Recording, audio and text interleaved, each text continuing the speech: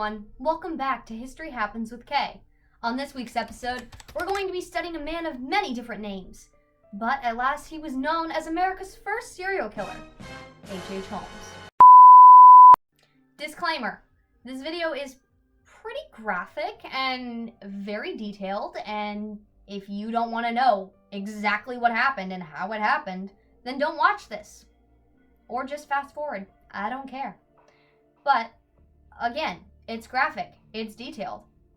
Don't let your 5-year-old watch this. Herman Webster Mudgett was born in Gilmanton, New Hampshire in 1861 on May 16th.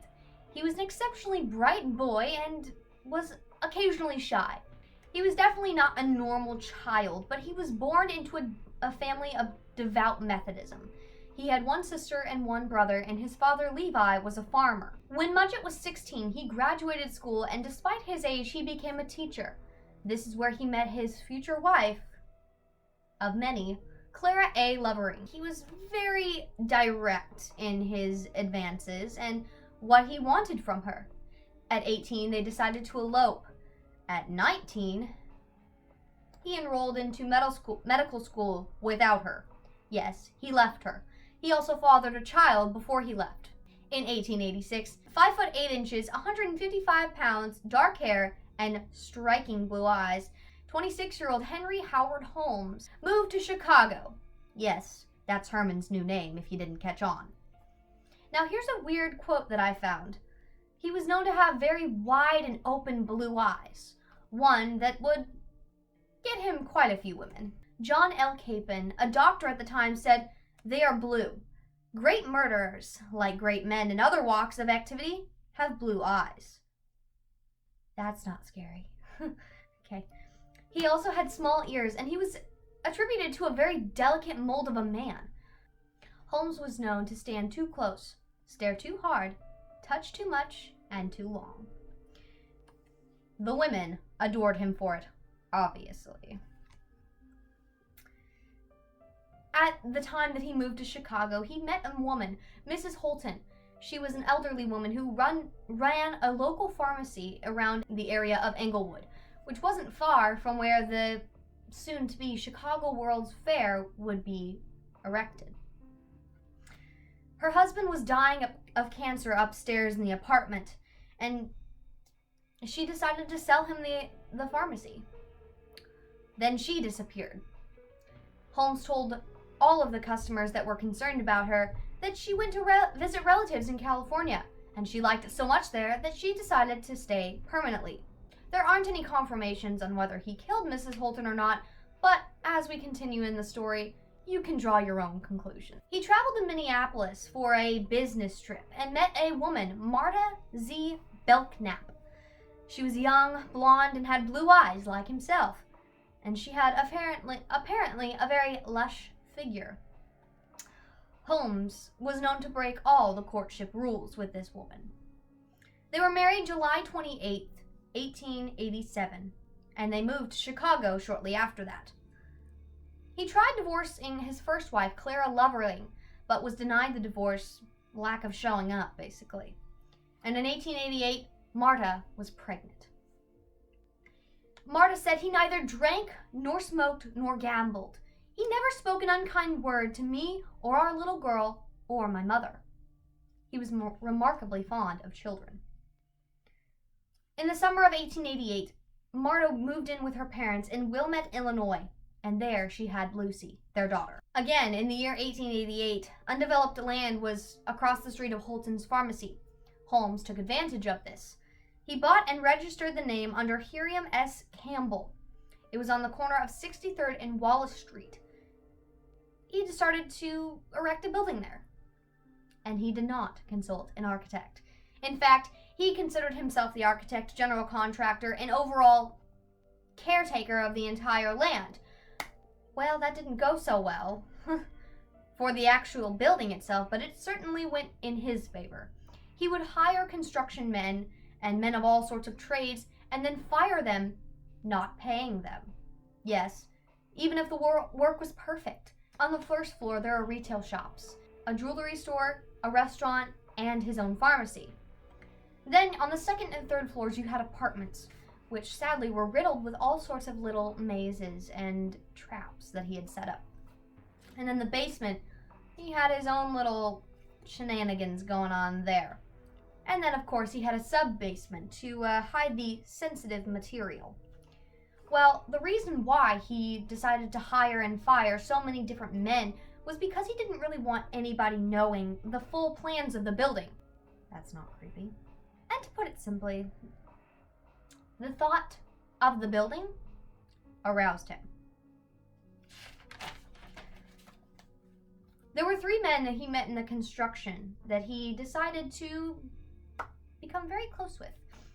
Charles Chaplin, who was a machinist, who turned out to later become an articulator, which is basically someone who masters the art of stripping flesh from the skeleton of a human person. That's comforting. And Patrick Quinlan was now the caretaker, and Benjamin Petizel. He was a carpenter who became Holmes's personal assistant. He was married to Carrie Canning of Galva in Illinois. He had 5 children, and 3 of which will become very significant in our story later. In May 1890, the building was complete, although it was a very gloomy and overpowering setting. When Chicago decided to announce that they would be the hosts of the Columbian Exposition World Fair of 1893, Holmes decided why not make his little castle into a hotel for the World's Fair. This surely would be a fun little adventure. After the fair, he intended to burn the building for, of course, another insurance fraud. You'd think the cops would have caught on by now. No. The cops were actually very protective of Holmes. They were friendly, and they knew him on a first-name basis. He was known to give them coffee, free meals, and definitely some exquisite cigars. A jeweler moved in named Iselius Connor. He was known as Ned. He liked being called Ned. With a name like that, I'd like to be called Ned. His wife was Julia, who was very tall. They also had an 8-year-old daughter, Pearl. They lived in an apartment on the 2nd floor, and he employed Julia as a clerk in the drugstore, and like I said, Ned was the jeweler. Holmes proposed to sell Ned the pharmacy and increase his salary, which was a very interesting offer. But at this time, Ned had been warned that there was possibly an affair going on with his wife and Holmes. He didn't think so, but then again, his marriage was pretty rocky. Ned and Julia divorced. Ned left and abandoned all interest in the store. Pearl remained with Julia and Holmes. Holmes and Julia, yes, they were having an affair, and Holmes began to show uninterest after Ned left. He told Julia that he would marry her, and he would marry her, and he would marry her. I promise I'll marry you. Never really happened. Then Julia announced she was pregnant. Ha! Well, not really. He then said that he would marry her only if he let her do an abortion on her. Because at this time, like the 21st century, everybody kind of had an affair going on. But it wasn't exactly a scandal until you brought a child into it. So, to save herself and Holmes from public shame, she complied quite quickly. The operation was to take place on Christmas Eve. Now, I have the book A Devil in a White City, or The Devil in the White City, by Eric Larson. It's a really great book if you want to read it, but it's very, very descriptive. And if you don't want to hear how Julia was killed, fast forward. He wore a white apron and rolled up his cuffs, his hat, and possibly wore his hat a bowler. He did not wash his hands, and he did not wear a mask. There was no need. There would be no pain, he assured her. She would awaken as healthy as she was now, but without the encumbrance she bore within. He poured chloroform into a bunched cloth. She gripped his hand more tightly, which he found singularly arousing. He held the cloth over her nose and mouth. Her eyes fluttered and rolled upwards. Then came inevitable, reflexing disturbance of muscles, like a dream of running. She released his hand and cast it away with sprayed fingers. Her feet trembled as if she were tapping into a wildly beating drum. His own excitement rose. She tried to pull his hand away, but he was prepared for this sudden surge of muscle stimulation that always preceded stupor. And with great force, clamped the cloth to her face. She beat at his arms. Slowly, the energy left her hands, and her hands began to move in slow arcs, soothing and sensuous. The wild drums silent. Ballet now, a pastoral exit. He kept one hand on the cloth, and the other dribbled more liquid between his fingers into the folds, delighting in the sensation of frost where the chloroform coated his fingers. One of her wrists sagged on the table, followed shortly by the other. Her eyelids stuttered and closed. He stompered the chloroform, found a fresh cloth, walked down the hall to Pearl's room, and it only took a moment to brunch the fresh cloth, douse it with chloroform, and in the hall afterward he examined his watch and saw it was Christmas. So not only did he decide to kill Julia, he decided to kill the 8-year-old too, who he thought was pretty annoying. But he was remarkably fond of children. This dude is worse than Jekyll and Hyde, I feel. In 1892, Ben Petezel went to Dwight, Illinois, to the Kaley cure for alcoholism. Apparently, he was quite drunk. Holmes himself sent him. He met a stenographer there named Emmaline Segrand. She was blonde, 24 years old, and quite fine. Holmes wrote to her, offering her a new job as his personal secretary, doubling her current salary at $18 per week. It's a lot of money. It was a flattering offer, her family said, which I agree. Her and Holmes started courting, and she became infatuated with the blue-eyed wonder, and he claimed to be the son of an English lord. What's better than that? Blue eyes, dark hair, and the son of an English lord. Seems a little too good to be true, if we're going to be very honest here. Holmes then asked Emmeline to marry him, of course promising a honeymoon in Europe to visit his English lord of a father. Yeah, like that's going to happen. Of course, she completely accepted. Then, suddenly her visits to her neighbors, the Lawrences, just simply stopped. Holmes claimed that she had gone off to get married to apparently a Mr. Robert E. Phelps. Emmeline stopped writing her family, which was very uncommon. She wrote to her family 2 to 3 times a week. This girl probably had blisters on her hands. But, he then showed them the wedding announcement in the local newspaper. It read, Robert E. Phelps, Miss Emmaline G. Segrand, married Wednesday, December 7th, 1892, Chicago. How legit can it seem? A few weeks later, the La Salle Medical School received a skeleton. Now, here's the interesting part. After all of this went down, then police went to search his, castle, which we'll get into later. But the vault door of his, the big vault that he decided to construct in his office, had an imprint of a footprint belonging to a woman, and they couldn't scrub it out. It was literally imprinted into the steel. Possibly acid? He did have acid, so maybe. He liked tampering with chemistry too, so. Then we jump to the next woman. Wow, shocker. Minnie Williams, who is actually a pretty key character in this. She met Mr. Harry Gordon in Boston when he was there on business, and of course, fell hopelessly in love with the dude. Again, shocker. She recently moved to Chicago after failing to make a business for herself in Denver. She was 25 years of age and short, a wee bit plump. She had a masculine nose and thick, dark eyebrows. She was also described as plain, which is why her sister was a little skeptical. Minnie Williams and Anna Williams were orphaned when they were little girls. They were both sent to separate uncles. One was definitely more wealthy than the other, and Minnie got the wealthier one. And Holmes was interested. Do that math. When her uncle died, he gave her an estate that valued from about $50,000 to $100,000. That's $1.5 to $3 million today. Holmes wrote to Minnie as soon as he heard that she was in the Chicago area. Why wouldn't he want to see his beloved Minnie Williams from Boston? Of course, she complied. They started courting, and he asked her to marry him.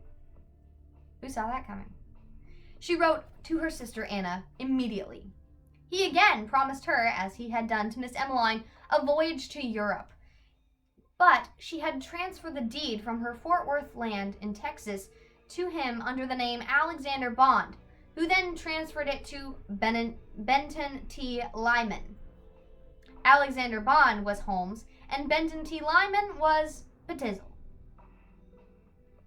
Now, during all of this, he's still married to his first wife, Clara Lovering, and his second wife, Marta Belknap, and still has fathered 2 children. The wedding that they had was done quickly and quietly, with only Holmes, Minnie, and the preacher. Minnie thought that was a little romantic. Minnie then invited Anna to Chicago.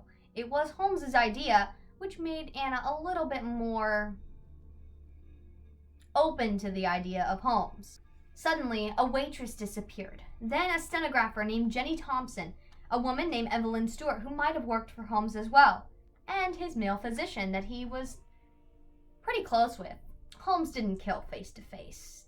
To put it into context, let me just read it. Holmes liked proximity. He did not kill face to face. He liked being near enough just to hear the approach of death and the rising panic of his victims.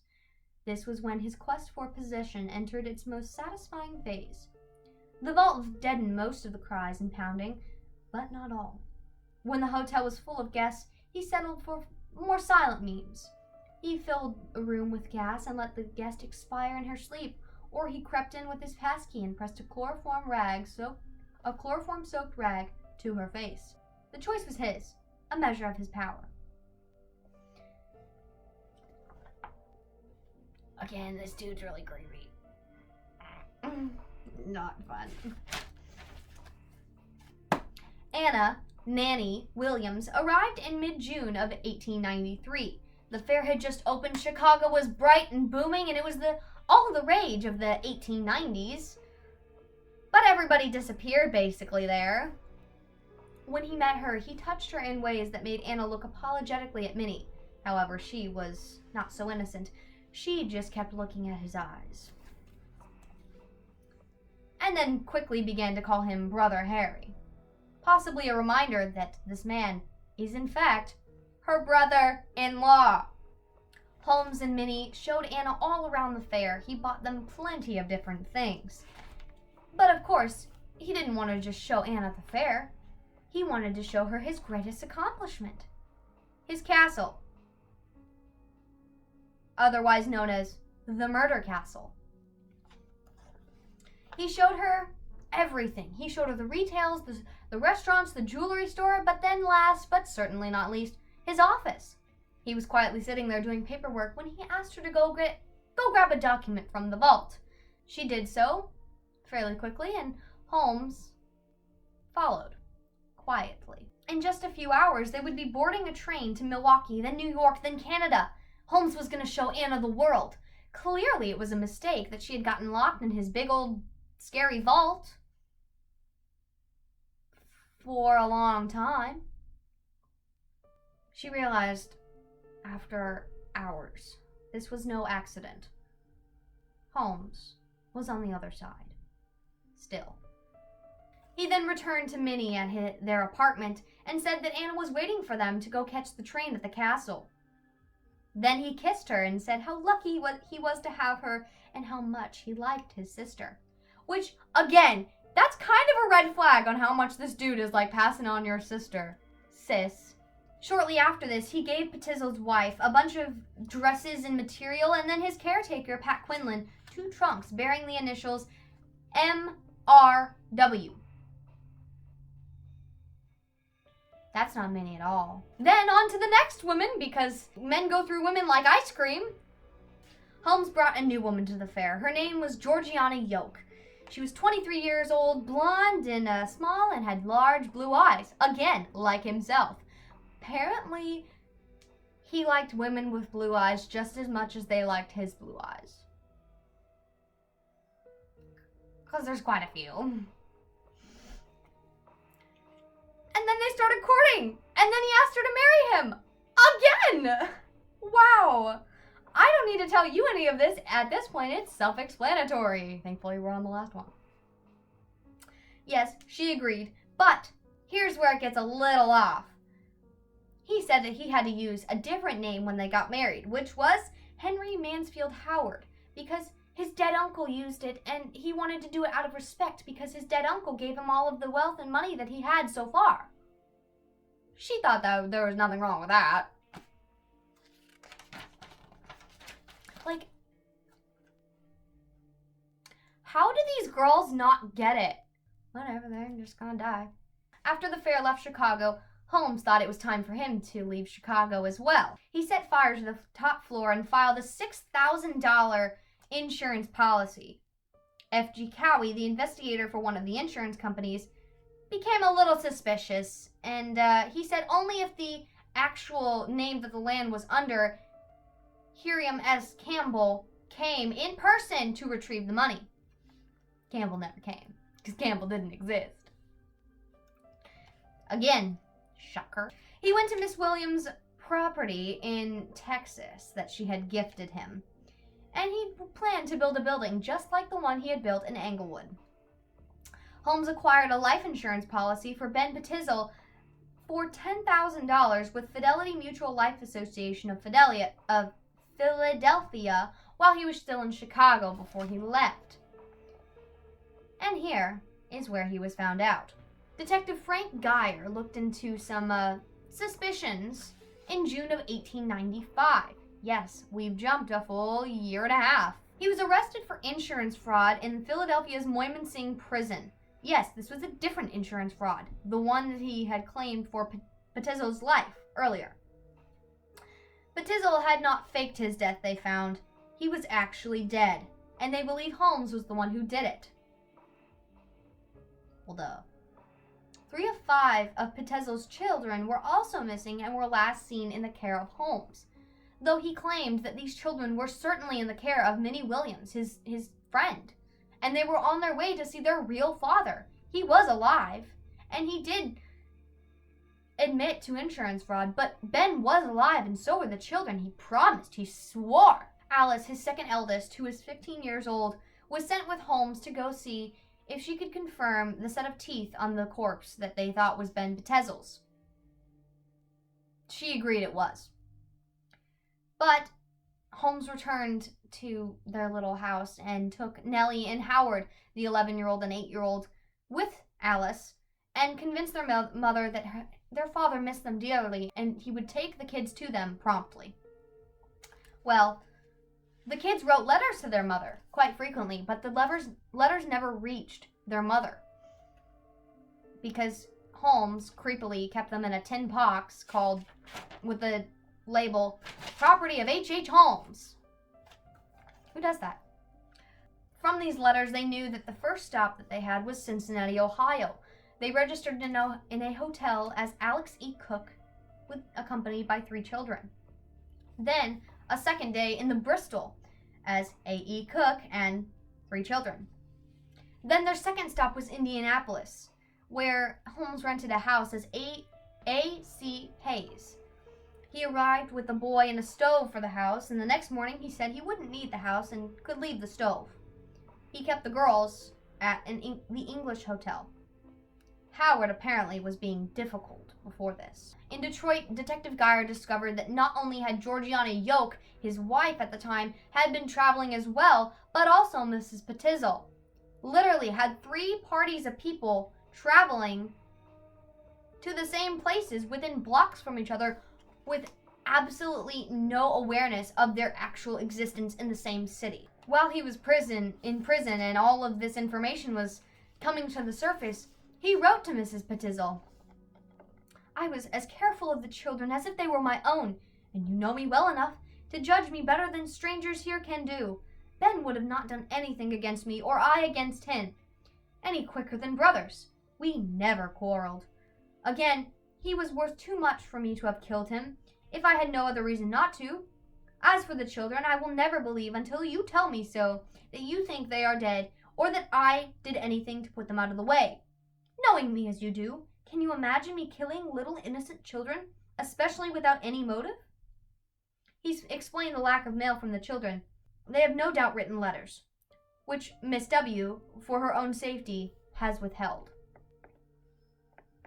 Yeah, the dead one.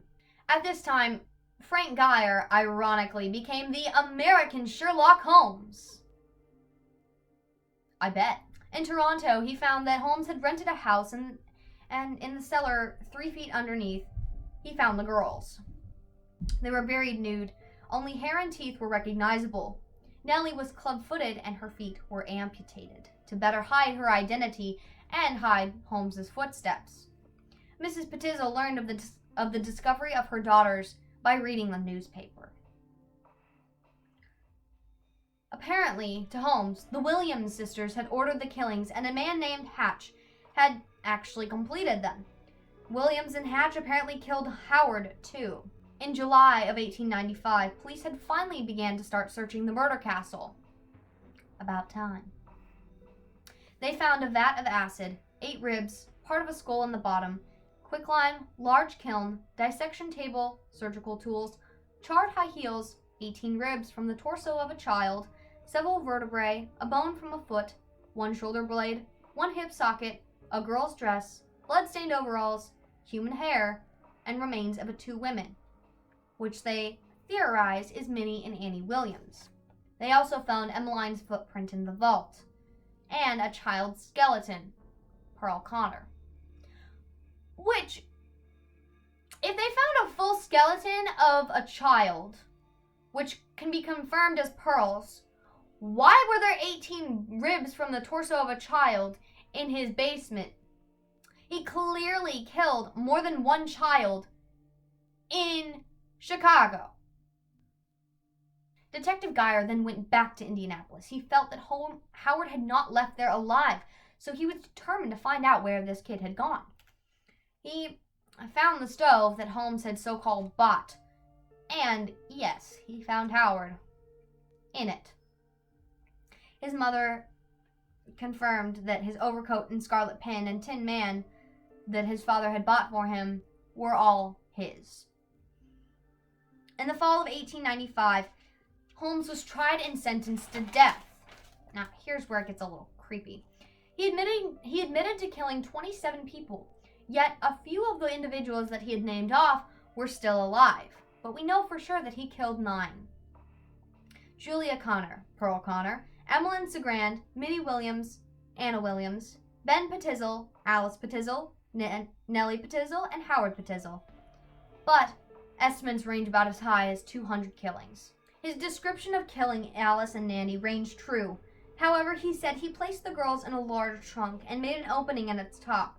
Here, I left them until I could return at my leisure to kill them. At 5 p.m., I borrowed a spade of a neighbor and at the same time called on Mrs. Petizel at her hotel. I then returned to my hotel, ate my dinner, and at 7 p.m., I again returned to the house where the children were imprisoned, and I ended their lives by connecting the gas with the trunk. Then came the opening of the trunk and viewing their little blackened and distorted faces, then digging their shallow graves in the basement of the house. He said of Petizel, "It will be understood that from the first hour of our acquaintance, even before I knew he had a family, who would later afford me additional victims for gratification of my bloodthirstiness, I intended to kill him." Creep. He also said, "I am convinced that since my imprisonment, I have changed woefully and gruesomely from what I was formerly in feature and figure. My head and face are gradually assuming an elongated shape. I believe fully that I am growing to resemble the devil, and the similitude is almost completed." On May 7th, 1896, at 10:13 a.m., Holmes was hung. The dude that hung him didn't even want to do it because he liked him a lot. He gave specific instruction on how to bury him. You would need cement, his body, more cement, and then more cement in the ground, his coffin, and more cement. He was buried at Holy Cross Cemetery in Delaware County, Pennsylvania.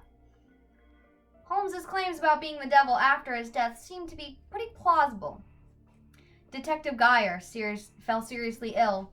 The warden at the Moyman-Singh prison committed suicide. Jury foreman was electrocuted in a freak accident. The priest who had delivered Holmes's last rites was found dead mysteriously on the grounds. The father of Emmaline Segrand burned in a boiler explosion. Fire destroyed the office of the district attorney George Graham, leaving only a photograph of Holmes unscattered. There are no tomb or marker to actually say where Holmes's is, but I mean, I don't think I'd want to know. So you can make your own conclusions and assumptions on how Holmes really was and how many he really killed and what he was really like.